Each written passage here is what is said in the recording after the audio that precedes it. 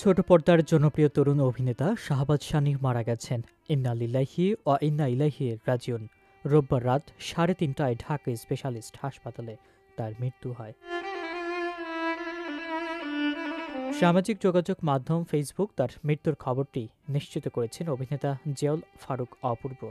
Facebook পোস্টে অপূর্ব লেখেন, অভিনেতা শাহবাজ শানি আর আমাদের মাঝে নেই। ইন্না লিল্লাহি ওয়া ইন্না ইলাইহি রাজিউন। সবাই সানির জন্য দোয়া করবেন।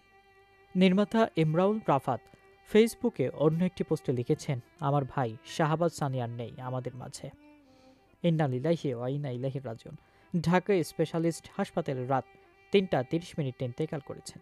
এদিকে নির্মাতা ইমরাউল রাফাতের কাছে আসার পর নাটক দিয়ে যাত্রা শুরু করেছিলেন শাহবাজ সানি। অল্প সময়ে অভিনয় গুণে দর্শকের প্রিয় হয়ে উঠেছেন এবং সে সঙ্গে অর্জন করেছেন নির্মাতাদের আস্থাও।